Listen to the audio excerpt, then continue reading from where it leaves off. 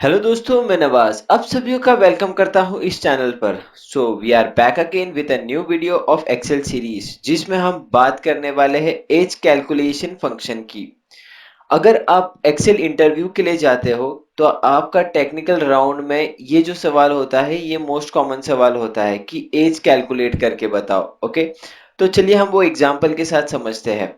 जैसे कि मान के चलो यहाँ पे मैंने गोविंदा डाल दिया, उसका डेट ऑफ बर्थ डाल दिया और मैं आज की डेट डालूंगा क्योंकि मैं आज की डेट तक का कैलकुलेट करूंगा कि गोविंदा की एज कितनी है। तो मैं चाहता हूं कि यहाँ पे एक फॉर्मूला ऐसे बने जो मुझे ये आउटपुट दे कि hi Govinda, you are 31 years 1 month and 3 days old. ठीक है, तो ये जो चीज हो रही है ये हमने मैन्युअली नहीं लिखा है, ये कंटेंट नहीं है, एक फॉर्मूला आउटपुट दे रहा है। तो हम ये वीडियो में ये फॉर्मूला क्या होता है, कैसे होता है, कौन सा फॉर्मूला है, वो चीज समझने वाले हैं। तो चलिए इस फॉर्मूला के बारे में बात करते हैं। तो अगर मैं कहूं कि जो फॉर्मूला के बारे में मैं बात कर रहा हूं ये आपको एक्सेल लाइब्रेरी में नहीं मिलेगा, यानी एक्सेल की जो फॉर्मूला लाइब्रेरी है यहाँ ये वहां पे लिस्टेड नहीं है। ये एक्सेल का स्टैंडर्ड फॉर्मूला नहीं है, ये एक्सेल का स्टैंडर्ड फंक्शन नहीं है। ठीक है, तो ये 2000 एक्सेल 2000 वर्जन जो था लोटस 123 ये उसमें अवेलेबल था, उसके बाद से ये आपका लाइब्रेरी में आपका डिसकंटिन्यू किया गया है। ओके, तो हमको ये फंक्शन हमारे इंसर्ट फंक्शन में नहीं मिलेगा और इसका सिंटैक्स भी आपको नहीं मिलेगा कि इसके अंदर क्या क्या पैरामीटर्स पास करना है। तो अगर हमको ये फंक्शन का यूज करना है तो अभी हमको ये सिंटैक्स भी समझना है और ये फंक्शन भी समझना है। ठीक है, तो चलिए हम बात करने वाले हैं उस फंक्शन की।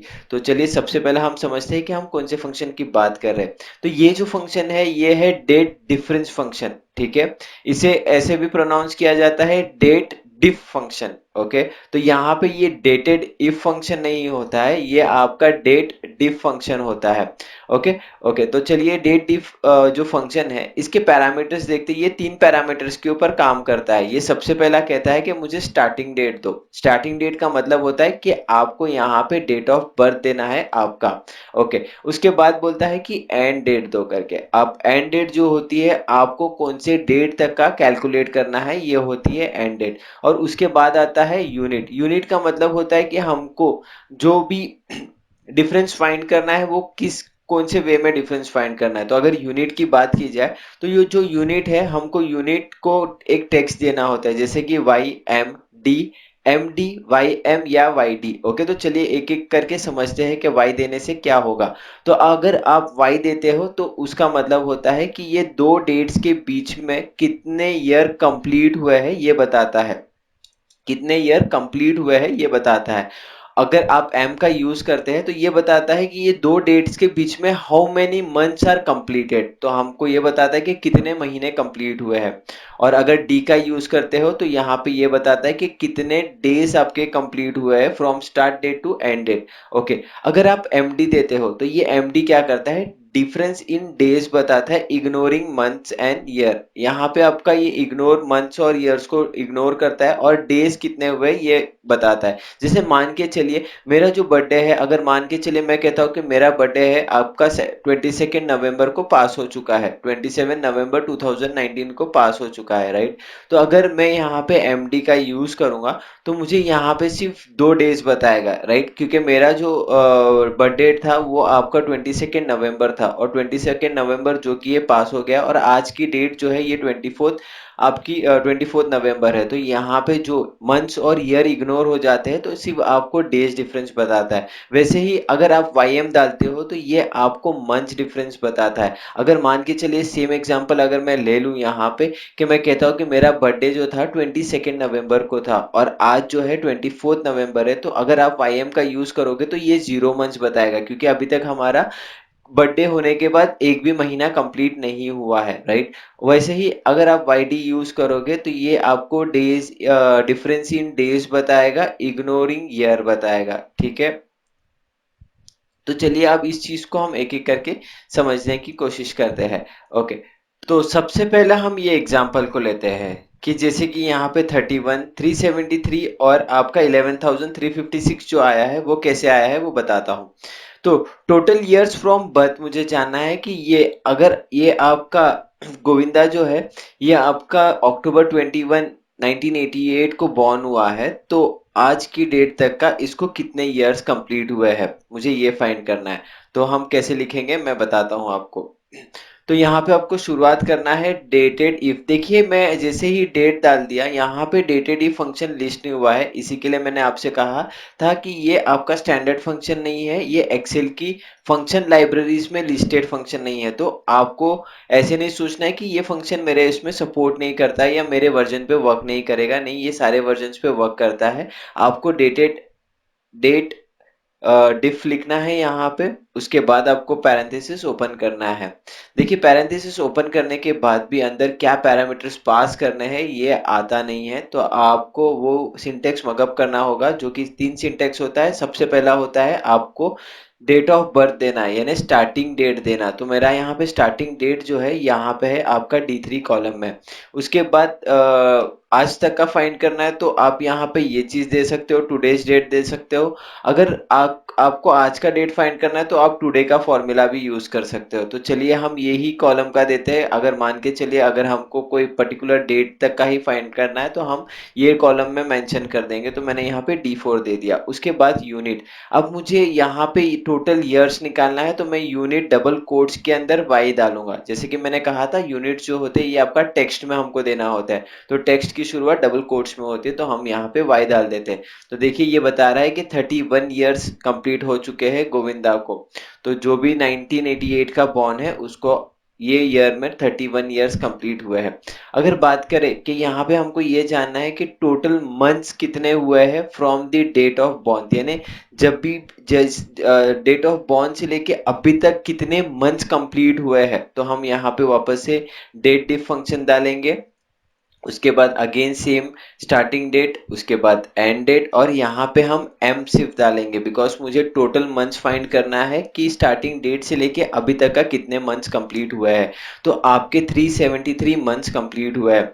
अब बात करते हैं टोटल डेज फ्रॉम बर्थ। अब मुझे ये जानना है कि मैंने टोटल कितने डेज कंप्लीट किया हूँ from your date of birth से लेके अभी तक का। तो हम यहाँ पे वापस से डालेंगे डेट डिफ, उसके बाद स्टार्टिंग डेट, उसके बाद एंडिंग डेट, और उसके बाद हम यहाँ पे डालेंगे डी। सिर्फ डी डालेंगे बिकॉज मुझे डेज निकालना है फ्रॉम दी स्टार्टिंग डेट। अब यहाँ पे एंटर मारो तो 11,356 डेज आपके कंप्लीट हुए हैं।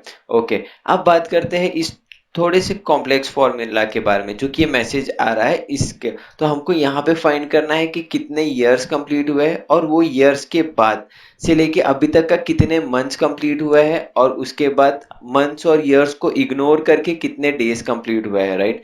तो हम यहाँ पे पहले हम तीन चीज को स्प्लिट करेंगे और उसके बाद हम कॉन्केट करेंगे। जैसे मैं कहता हूँ कि कॉम्प्लेक्स फॉर्मूला को आप हमेशा स्प्लिट करो और उस चीज को बाद में कॉन्केट करना, ताकि आपको कभी भी कोई इशू ना हो। तो सबसे पहला हम ईयर्स निकालते हैं। तो ईयर्स निकालना इजी है कि हम यहाँ पे डेट डिफ फंक्शन डाल देते हैं। Date diff function parenthesis open करके स्टार्ट डेट, एंड डेट, और उसके बाद हम यहाँ पे सिर्फ वाई डाल देते हैं कि कोई ईयर्स निकालना है, राइट। ओके, यहाँ पे क्या हो गया, कुछ इशू आ गया है। अब देखते हैं क्या इशू आया है। ठीक है, डेट इफ फंक्शन है, मैंने डेट इफ लिख दिया, तो आपको स्पेलिंग मिस्टेक नहीं करना है। ओके, यहाँ पे हमने डेट इफ डाल दिया, 31 आ गया। अभी हमको 31 के आगे ईयर्स लिखना है, राइट। तो ईयर्स हम कैसे लिखेंगे, डेट डिफ को कॉन्केट करेंगे डबल कोट्स के साथ, उसके बाद हम एक स्पेस देंगे और यहाँ पे हम डालेंगे ईयर्स। ठीक है, और ईयर्स के बाद हम कॉमा डाल के एंटर मार दे। देखिए यहाँ पे एक आपका एक चीज कंप्लीट हो चुकी है। अब बात करते हैं 1 मंथ। 1 मंथ के लिए हम क्या करेंगे, तो हम यहाँ पे जो है वापस यूनिट में आके देते हैं कि हम मंथ्स के लिए हम कौन सा टेक्स्ट यूज कर सकते हैं। तो आपको यूज करना है वाई एम का। तो हम यहाँ पे और एक फॉर्मूला बनाते हैं कि डेट डिफ, और उसके बाद स्टार्टिंग डेट, उसके बाद एंडिंग डेट, और उसके बाद यहाँ पे आपको यूज करना है वाई एम। ओके, आगे आपका 1, और आपको इसको वापस से कॉन्केट करना है किसके साथ, मंथ्स के साथ। तो हम यहाँ पे मंथ्स डाल देते हैं। और कॉमा डाल के डबल कोट्स को क्लोज करके एंटर करते हैं। देखिए यहाँ पे ये भी चीज रेडी हो चुकी है। अभी हमको डेज का डिफरेंस निकालना है, इग्नोरिंग आपका मंथ और ईयर इग्नोर होना चाहिए। तो उसके लिए क्या है, एमडी हमको यूज करना है, difference in days ignoring months and years. तो हम यहाँ पे एमडी का यूज करेंगे। वापस से हम जाएंगे डेट डिफ फंक्शन, उसके बाद स्टार्टिंग डेट, उसके बाद एंडिंग डेट, और उसके बाद हम यहाँ पे क्या यूज करेंगे, डी वाई था, राइट। ओ ओ कुछ तो गलत हो गया है, ये नहीं डी वाई नहीं था, यहाँ पे वाई, यहाँ पे एम डी था। तो आपको यहाँ पे क्या करना है, आपको एम डी करना है। देखिए आपको ये मगअप करना पड़ेगा, आपके पास कोई ऑप्शन नहीं है।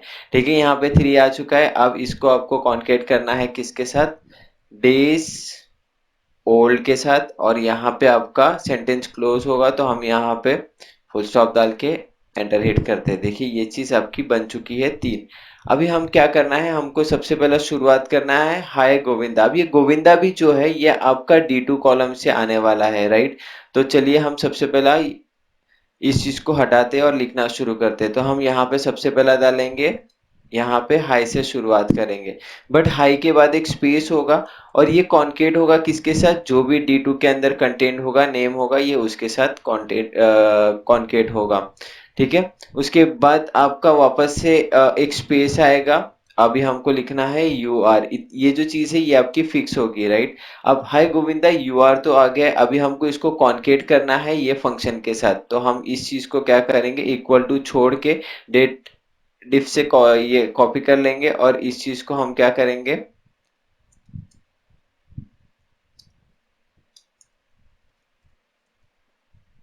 यहाँ तक का हम मर्ज करके एंटर करते हैं। देखिए हाय गोविंदा यू आर 31 ईयर्स आ गया है। अभी हमको इस चीज को भी कॉन्केट करना है इसके साथ। तो हम जाते हैं यहाँ पे, हम एंड करते हैं, उसके बाद इस चीज को मर्ज कर देते हैं। देखिए आ गया 1 मंथ, और हमको ये लास्ट वाले को भी इसके साथ कॉन्केट करना है। तो हम जाते हैं एंडिंग में, एंड डाल के हम ये फॉर्मूला जो फंक्शन यूज किया इसको कॉन्केट कर दिया। देखिए हो गया हमारा कंप्लीट। तो था ना काफी सिंपल।